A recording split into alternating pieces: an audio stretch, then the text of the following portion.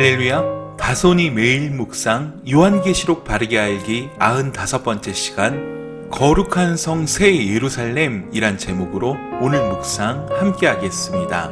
본문은 요한계시록 21장 9절에서 27절까지인데요. 9절과 10절을 읽겠습니다.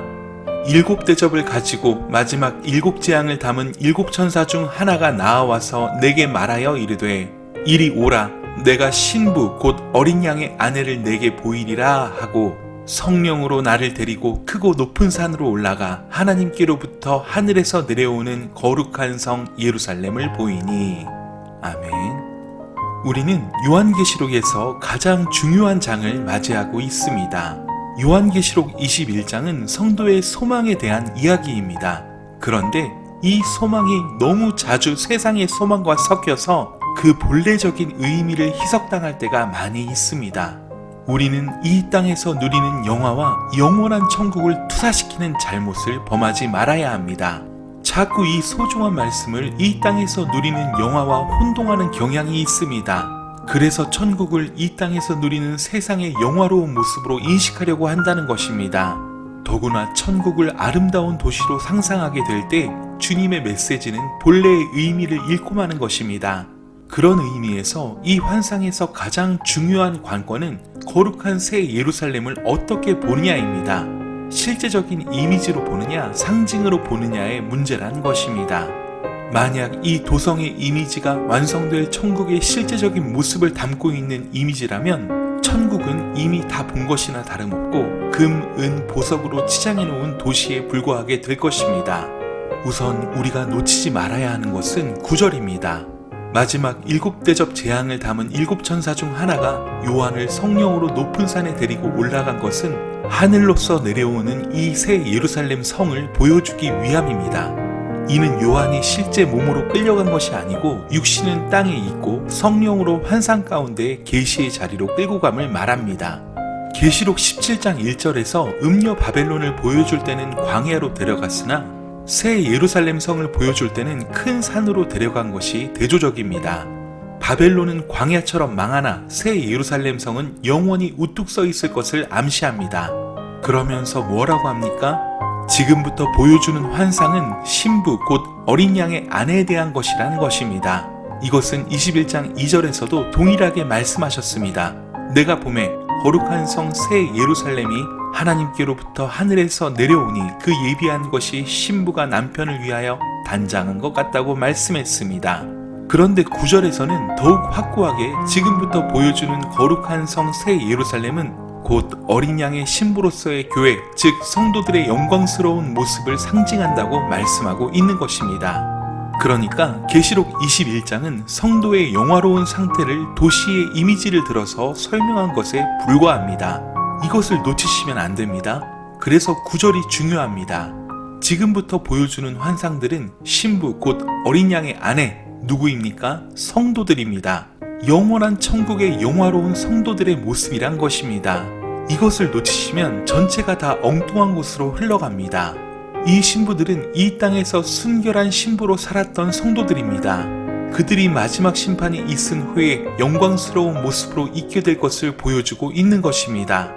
그러므로 이 성도들, 이 신부들의 모습은 우리의 소망입니다. 우리가 장차 누리게 될 영광스러움을 보여주는 것입니다. 따라서 우리는 계시록 21장을 근거로 내가 본 천국이 이렇게 생겼다고 말하는 소위 입신이나 환상들에 대해서 오해라고 말해야 합니다. 오히려 이 본문은 이 땅에서 거룩한 신부로서 살다가 주님 다시 오셔서 그 영광스러운 신부들, 즉 성도들이 어떤 영광을 덧입게 될 것인가를 거룩한 성 새 예루살렘의 이미지로 형상화한 것 뿐입니다.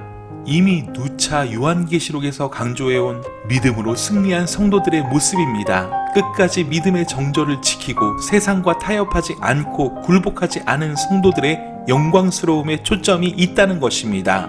그러므로 우리는 이 새 예루살렘 성을 통해서 건물을 보지 말고 성도들이 누릴 영광을 볼 수 있어야 하겠습니다. 그 영광스러운 성도들의 모습에 대한 소망이 현재 우리의 삶을 다르게 살게 만들기를 성령께서는 원하시는 것입니다. 이를 꼭 기억하십시오. 자, 우리가 이렇게 생각을 확고하게 정리한 후 이제 성도들의 영광스러운 모습으로서의 새 예루살렘이 상징하는 것들을 찾아서 정리할 필요가 있습니다.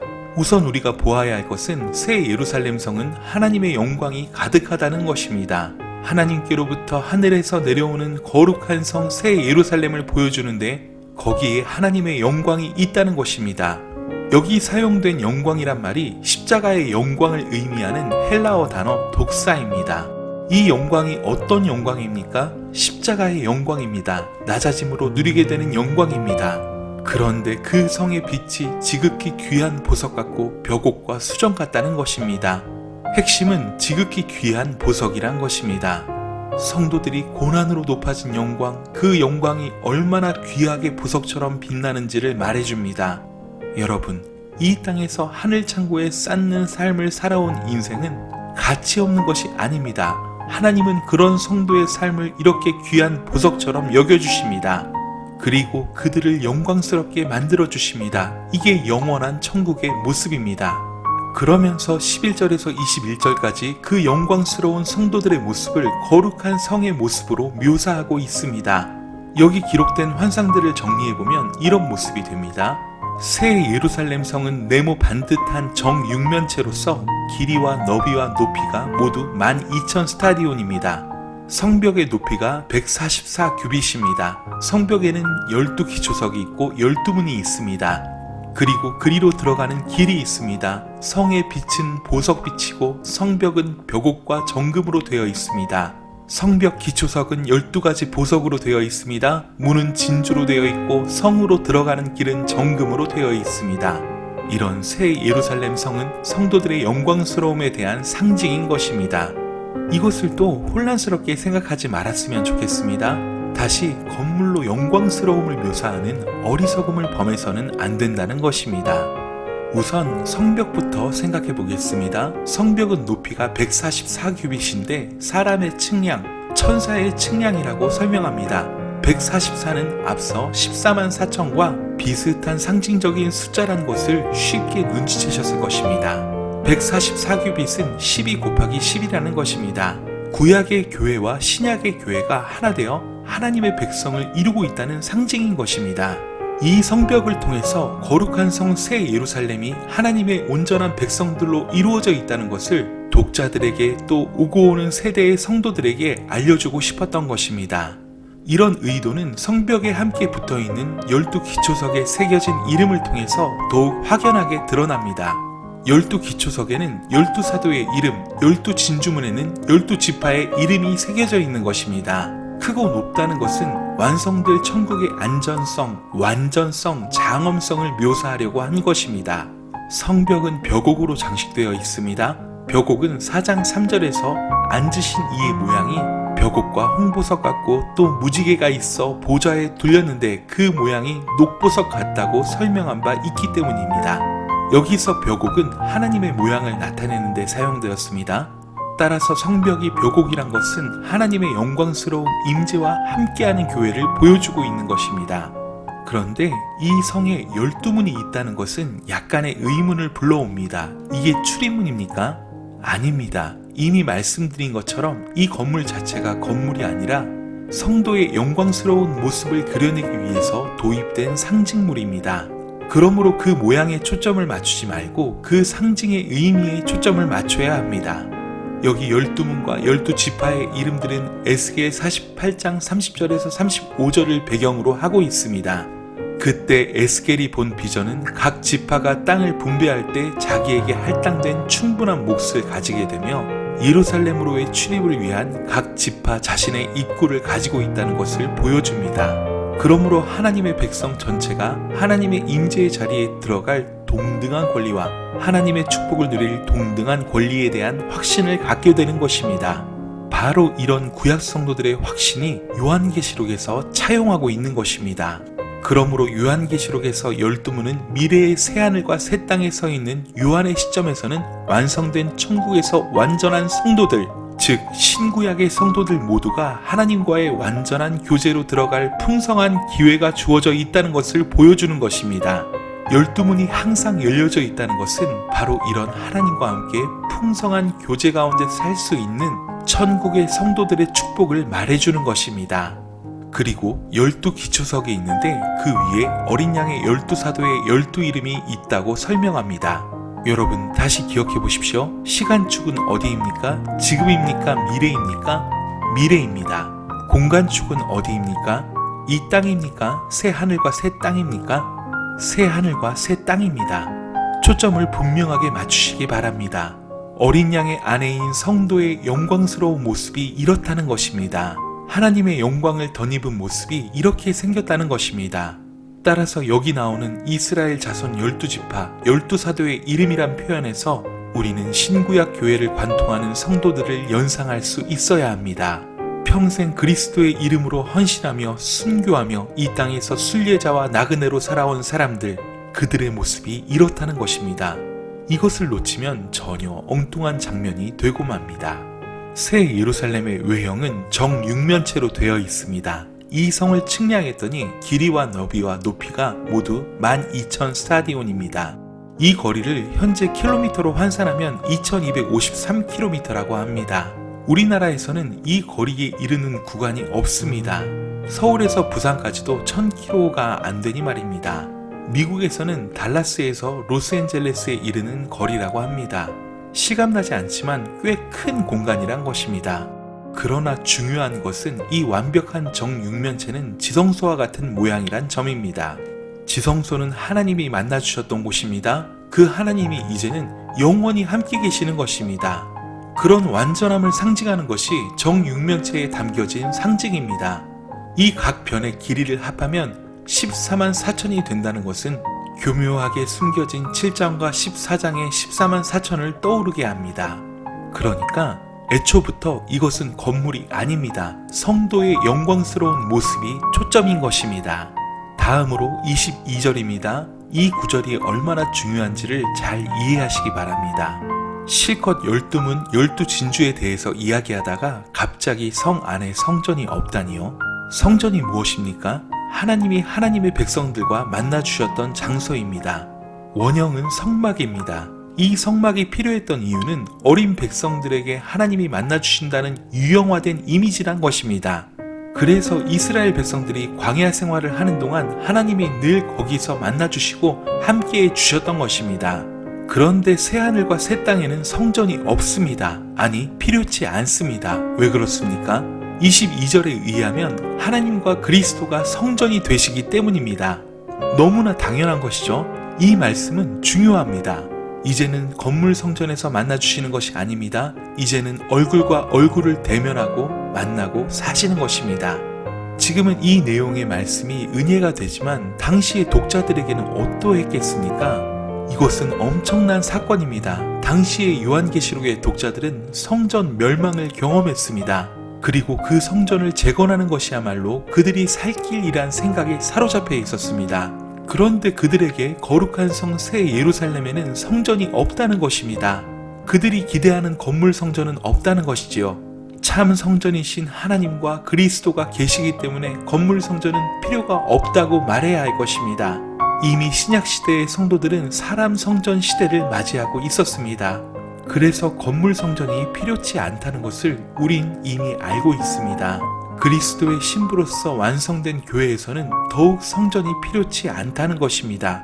우린 여기서 성전된 우리 삶을 올바르게 인식하고 다시 건물 성전으로 돌아가는 어리석음을 범해선 안 될 것입니다. 그런데요, 또 하나 아주 중요한 사실이 있습니다. 그것은 새 예루살렘의 중요한 부분이 각종 보석으로 장식되어 있다고 하는 것입니다. 11절에 성의 빛이 지극히 귀한 보석 같고 벽옥과 수정 같다고 합니다. 18절에서는 성벽이 벽옥으로 쌓였다고 하고 성은 정금인데 유리 같다고 표현합니다.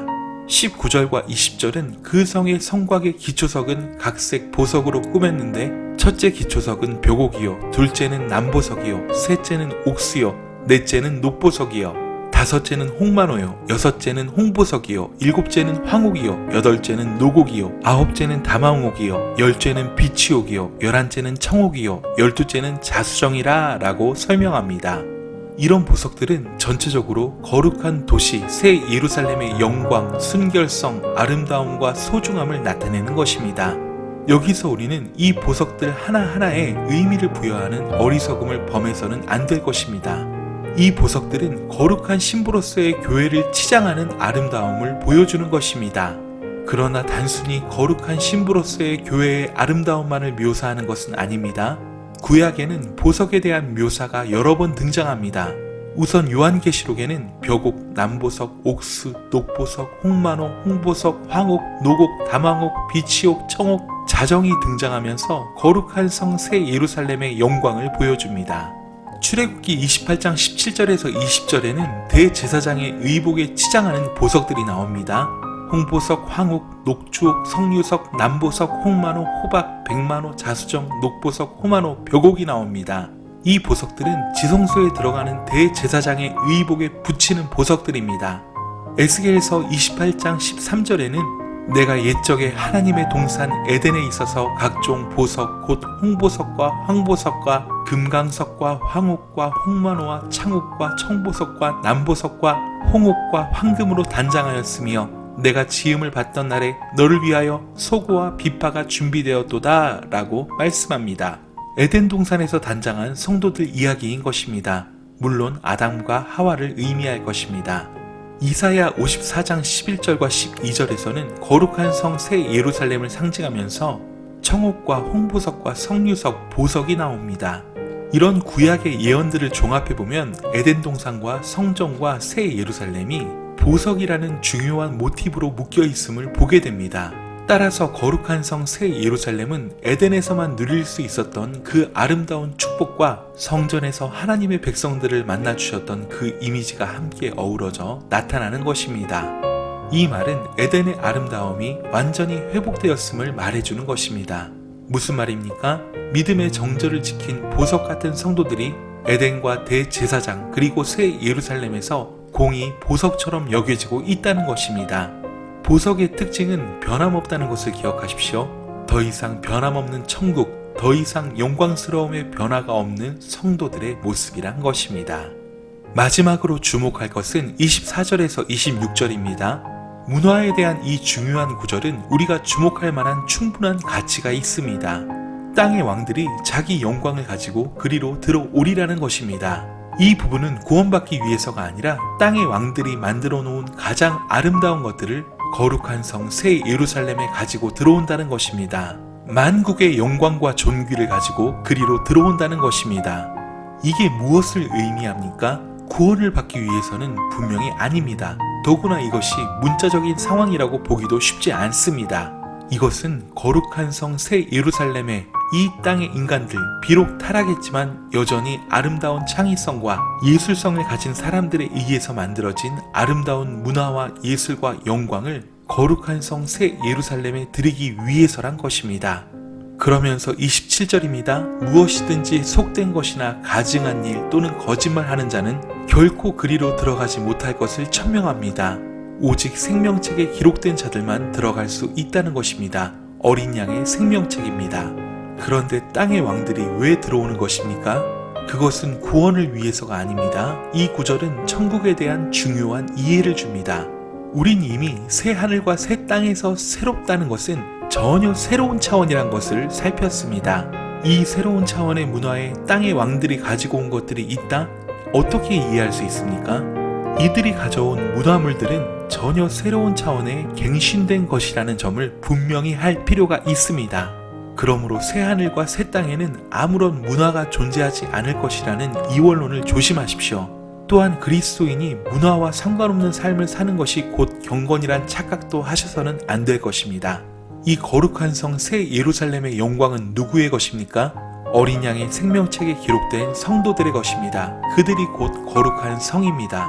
어려움의 시기 1260일 42달의 기간을 믿음으로 승리한 성도들입니다. 에스라 8장에는 바벨론에서 하나님의 은혜를 입어서 귀환한 사람들의 이야기가 기록되어 있습니다.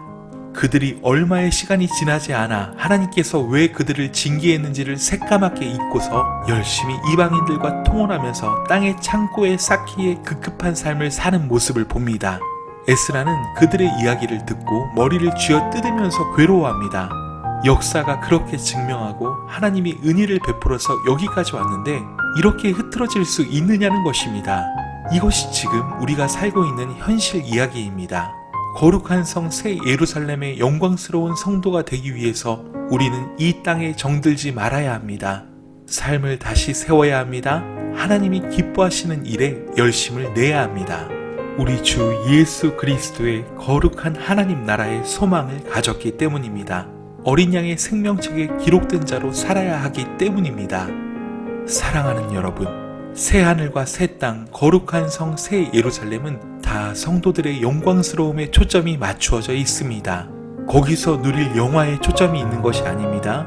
이 땅에서 나그네와 순례자로 살기를 기쁨으로 여기고 복음을 위해 고난받기를 즐거워하는 사람들, 그런 사람들에게 새 하늘과 새 땅은 약속되어진 것입니다. 그러므로 오늘 우리는 그리스도인으로 승리하는 삶을 살아야 합니다. 믿음으로 살아야 합니다. 그것이 요한계시록이 던지는 화두이기 때문입니다. 이를 꼭 기억하십시오. 그리고 마음에 새기시면서 오늘 하루도 잠시 잠깐 스쳐가는 이 땅의 삶을 예수의 향기로 채우시는 저와 여러분이 되시길 간절히 소원합니다. 강하고 담대하여 승리하세요. 사랑하고 축복합니다. 샬롬.